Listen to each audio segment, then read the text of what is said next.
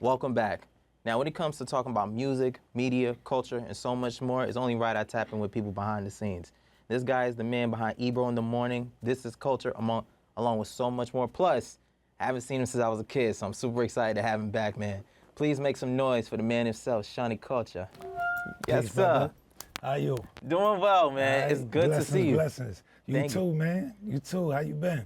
Doing well. Well, I got to give a shout out to my mom. She was like, yo, try to reach out to him. And I was like, all right, cool. So just thank you so much. Yeah. Of course, it's my pleasure. Absolutely, My pleasure. absolutely. I'm about the culture. So whatever, no pun intended. Yeah. You know, so, or pun intended, you know what I'm saying? Yeah. But so whatever is, that's gonna connect to the industry and the people, like, that's what I live for. Absolutely. Now, I feel like throughout your time, being in this business, you've had tremendous success. But I'm curious to know, like, how did it all start for you? So I kind of want to take it all the way back to when you first got Going started. back in time. Yeah, when you was young. Early, like the like- whole thing. They like, what made you want to Alright. tap into this media game? So my mother's mother, my grandmother, was a concert pianist. Okay. Used to play at Carnegie Hall, put on concerts. So me growing up with 3 baby grand pianos, if you're familiar with that, there's the upright piano that's flat up against the wall, Yeah. and then there's the extended back pianos. Right. And there's some that are extremely long, and then there's a little shorter. So Yeah. baby grand piano, 3 of those in the house. People always just coming in, Beethoven books, anywhere you could think of. My uncle had a band that used to play in the basement, so I'd be on the steps watching that. My mom's played the tambourine. It just, music was everywhere. My sisters, some of the prominent dance companies, Alvin Ailey, of course, and Bernice Johnson in Queens. My sisters were dancers. So music was always just happening around me. But I also grew up in Hollis, Queens. So in that era, Hollis, Queens was like, it's not where hip hop began because we don't want no beef with the Bronx. You know what I'm saying? Yeah. But, Russell Simmons is what took this on a mainstream global level. And Russell Simmons and Run DMC and LL Cool J were all within the vicinity that I lived in. And there's something about it being tangible and seeing, in my house, Right. outside of my house, people who look just like you in person, and you can see them at the corner stores and then see them on TV. Right. Makes it that much more of a reality to say, well, these are normal people like me. Like, if they can do it, I can do it too. You know what I'm saying? So the initial just separation of it feeling so far was removed from my perspective in life in general. That's Yeah. amazing. Yeah, That's yeah. amazing, hands down. And with everything you're doing, being that go-to guy and really just creating an identity for yourself, did this help land like the Hot 97 gig with Ebro in the Morning? Like, how did that come about as well? That specifically with the morning show was interesting because I got a job on the street team of the radio station. Okay. But I was in the underground hosting events. So if you're familiar with like how 8 Mile looked or something, Yeah. I was the guy in the middle putting MCs together in a underground New York City venue that was flooded with people making noise, and the energy was up. So I guess because that was popular around that time, they wanted to do it on the Summer Jam stage. And do a huge MC battle on the Summer Jam stage, but they weren't familiar with how to do it. So maybe somebody in the station was at one of my events and said, there's a guy on the street team who does MC battles and they're amazing. So somebody in the executive, I had only been working for the station for about a month. Somebody in the station reached out to me and they said, we heard you do MC battles. Do you mind coming into the station so we can have a meeting? They let me know that, there was a Heineken sponsor connected to it, 60,000 people, MetLife Stadium. Can you pull it off? Yeah. We're thinking of a few different artists. So I organized New York versus New Jersey because New York is where Hot 97 is, but Summer Jam is in New Jersey. And I had 6 MCs from New Jersey and 6 MCs from New York. And I basically had the whole stadium erupt, because it just was easy, during a regular performance. after the song, people make noise. Yeah. During the battle, every bar, if it's a good bar, the crowd is erupting. And then at the end of their whole performance, you're saying, is it this guy right here? And it's like, is it this guy right here? And it's so you had like a half hour on the Summer Jam stage that was just pandemonium. It was just havoc. And through that, people at the station was like, who is this guy? You know what I'm saying? And I got off the stage and the guy who was the general manager of the station was like, yo, that was amazing. I'm up there kicking it like it's the underground. I'm cursing. I'm like, what the fuck is going on out here? Yeah. You know what I'm saying? I'm barking like, oh shit. Like I didn't have any like, you know, professional, whatever. I was really, you know, underground energy. So when I got off the stage, they, you know, within a week, they called me up and said, would you like a full-time position on the morning show?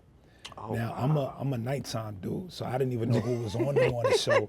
And I just got the job on the street team, you know what I'm saying? So I was like, yeah, you know, I wasn't gonna say no. Yeah. And they called me up, and I found out, you know, some of the people who could have maybe done it just didn't want to work with the artist who was Miss Jones at the time. Oh. They didn't want to work with her because, you know, Miss Jones is unique. I'll say that. So they reached out to me and was like, you know, look, would you be willing to do it? So I'm like, yeah, I'll try it. And I woke up, did it, and the first day was rough. And I went back to the managers and told them, like, this ain't for me. You know what I'm saying? I appreciate the opportunity. I'll finish out the week, but yeah, I can't. This morning show life, like, and just the energy of it. It's like you gotta be funny and you gotta talk about nonsense, you know, because I'm Rasta. I like to talk about God and the Most High, and like, you know what I'm saying? We gotta talk about Kanye and Kim Kardashian. You know what I'm saying? I was just like, eh. So I was like, I'll finish out the week, but you know, I can't do it. And they kind of like begged me to stay, like, you know, nah, well, you know, there's gonna be some changes, and if you could just hold on a little longer, you know, things will evolve and da-da-da. At that time, it was like Envy was on the show, Miss Jones was the host, Miss Info was on the show, and a couple of other veterans, comedians, Donnell Rollins. The first day I started, he got fired that day. So that was interesting. Ashley Larry from Dave Chappelle. So it was just an interesting, you know, crew. Cypher had walked in burning incense, you know what I'm saying, because the energy was crazy in there. But lo and behold, that turned into years and years on the morning show. Doing an amazing job. Because things just kept on changing every day, every month. It was just a new transition into what this morning show life was all about.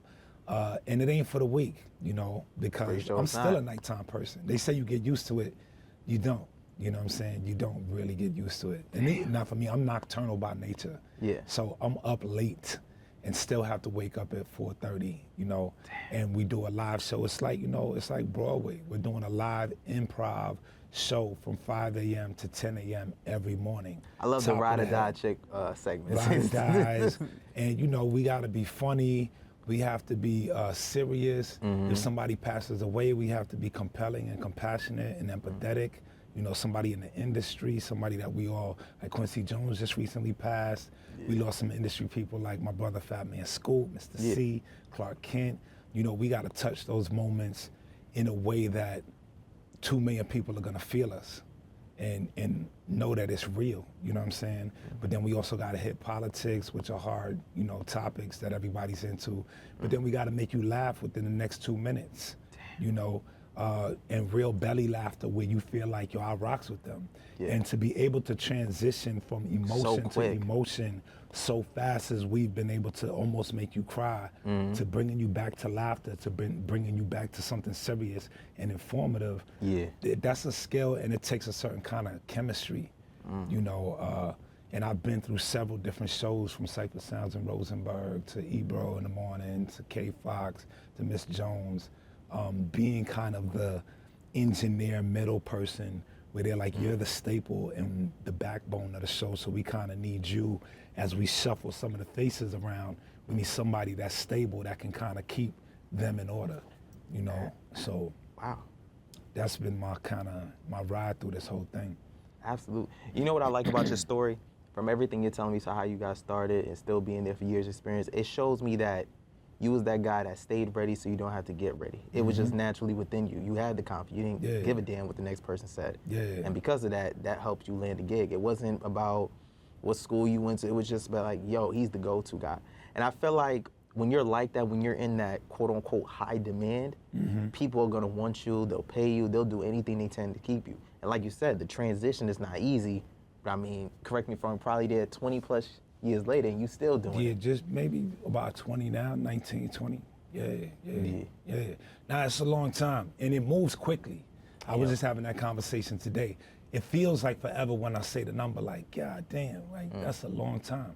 But the years feel like months. The years feel like 7 months. Damn. Because the way this industry is, at least with the radio position that I'm in, it's like, right now we're in the fall, right?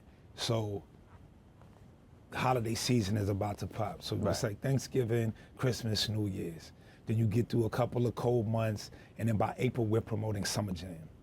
Damn. Right? So 3 months of marketing. So now it's like all of this hype, it starts to get warm, and then bang, it's the biggest hip hop concert in the world. Yeah. And then it's summertime after June. So now we outside, it's warm, there's gigs, there's performances, there's shows, and then all of a sudden it's Labor Day, and then we're back to this season right now that we're in. That feels like, before you know it, I done did that 7 times. Damn. And then I have 12 times. And then 15 times. And it's like, damn, I've been here 15 years. You know what I'm saying? Because with radio also, at least with the morning show, as hard as it is to wake up, by 10 a.m., I'm out of there. You know what I'm saying? Going to start my day and do the real things and people other are going things. to work, Yeah, so I'm now getting to meetings with people who are like, yo, I was listening to you this morning, y'all, talking about your son and blah, blah, blah. So it's like the Army where they say we do more before 10 a.m. than most people do all day. You know what I'm saying? So by the time we're finished talking and yapping in people's ear and helping the world wake up in a variety of ways, you know, a few entendres on the wake up part, as soon as we get into the 10 o'clock hour, now we're with the working class people, and now you can just do regular life things. All you know is by the morning you have to go back, talk to the people again, and then get back to your life again. You know what I'm saying? So it's not like a regular 9 to 5, so it's almost only 4 hours easy starting, to kind of just keep doing that as a part of your world, also as it helps the other business moves you're trying to do as you do your regular life and expand your world and grow and evolve, and it's an asset, you know what I'm saying? So it's easy to kind of get caught in that loop and stay there and use that megaphone to promote the other things that you got going on. Absolutely, absolutely. Well, thank you so much for everything that you do. I want to shift gears a bit. You know, social media, music, music has changed a lot ever since social media, right? And for somebody who's always has his ear in the streets, I'm curious to know, do you feel like social media has done good for music, or do you feel like it has done bad for music, or both? I would have to say both. Clearly, I would have to say both. I mean, social media has, I'll go with the good part first, right? So let's say social media has made it where now everybody, what we say is, we call it the Wild West, right? Everybody has a gun, you know, in the West. Everybody had a gun on their holster, you know, so you had to kind of police yourself, you know, and there was a certain level of integrity of who's the quickest, you know, draw, you know, and that's who was the one who won the prize. Similar with the internet, everybody now has the opportunity to be the greatest, and it's based on your work ethic, you know, and sometimes people who are not as talented can get in based on their drive and their work ethic and how powerful they can make their following. The numbers has become the biggest thing here, even more than talent in some respects, which is the bad thing. But the opportunities for you to be bigger and cut out the middleman is a great thing, you know, for an artist to create money for themselves, revenue, and not be reliant on a machine that is taking the majority of your money. You know what I'm saying? Because the benefits of having a label is this mass marketing, but also they take a chunk of your bread, you know, so you get all of this publicity, but you don't have any money, which you've heard tons of artists complain about. Having the internet, if you're smart about it, allows you the opportunity to make the money on your own. The bad thing with the internet is because it's a numbers game now, and people just want to see, well, how many numbers does this person have? It's made the industry lazy, where they don't have to scout for real talent. They just have to see if your numbers are high. And the content of your music doesn't have to be quality. Songs before were 4 minutes long, 5 minutes long, because you wanted to give the listener an experience. Now songs are 90 seconds long, and it doesn't matter as long as you were cool for a quick 90 seconds and I got millions of hits on it. It's a hit. Damn. You know what I'm saying? So I don't have to give you tons of content or give you an amazing experience as long as it shows, well, I got 1 million people to listen to it. And then that translates into money. And now I'm the man. And you out here making 4-minute songs, trying to create experiences, and people have short attention spans, and you only got 100 people to listen to it, though it may be a better quality song. You know what I'm saying? So there's good and bad to it, but if you're somebody who likes quality, you know, quality takes time, you know, and I think the internet is for people who don't have that much time. They spend a lot of it on the internet, but it's because it's such a scrolling, impatient type of thing, you don't have the patience, I should say. Yeah, absolutely. I do got to wrap this up, but I got to ask you 2 more things, just real quick. Unfortunately, you did lose one of your good friends, Michael K. Williams. God rest his soul. You was able to start a foundation with him. Talk about, you know, that experience you've had with him, and what has he taught you as a man, but, you know, just as a father and just beyond. Yeah, it's interesting. I was just talking about Michael K. Williams, my brother. Right before I got here, I was on the phone, because his birthday is this Friday, November, well, I won't give the date, but his birthday is this Friday, and we're doing a tribute dinner for him. And for those who are not familiar, he was Omar on The Wire. He's a dark-skinned brother, actor who had the huge scar down his face. You've seen him in tons of movies, and he's played a significant role, especially as a dark-skinned black man, persevering through Hollywood. Giving back, you know, was a major thing to him, you know, and in his words, dealing with broken people, you know, because he also stated that he realized that he was a broken individual and that he gravitated towards broken people because of that, and always wanted to help people. You know, the guy that it didn't matter how late it would potentially make him for an event. If somebody was pulled over on the side of the road, he forced whoever was driving to pull over so that we can help. You know what I'm saying? It didn't matter. You know, he just always wanted to give back. And, you know, he suffered in his own way, you know. He was an amazing person, but I think all of us have our things that sometimes we fight, you know, and we keep silent sometimes. And so those are some of the struggles that he went through and existed in his world, which made him want to always give back, made him want to always help people. And the company that we established along with Dana Rashland is We Build the Block, right? And that's we together as a community is what uplift our community. And he always was under the umbrella of, you know, don't forget where you come from. You know, so just an amazing person to rock with, you know. And you ever heard the phrase, you know, dance like nobody's watching?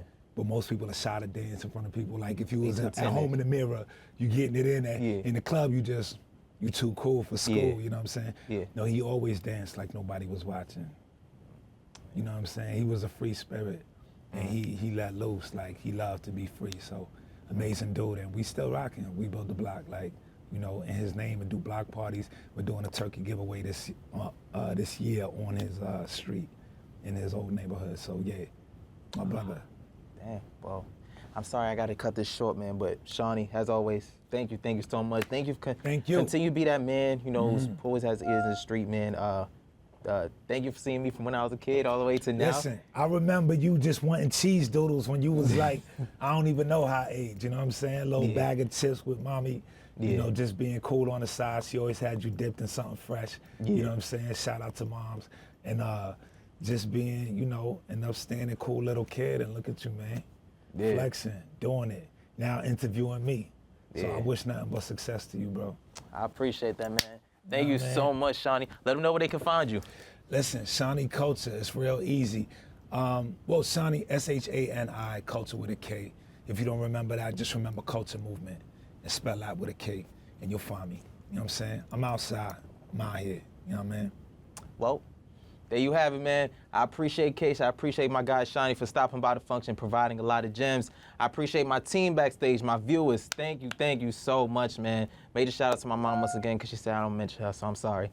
But guys, thank you for always tuning in, man. It's your boy Dave signing off. Take care and God bless. Thank you. Cheer. Yeah. Thank you so much, man. Love, bro. All Yeah. right?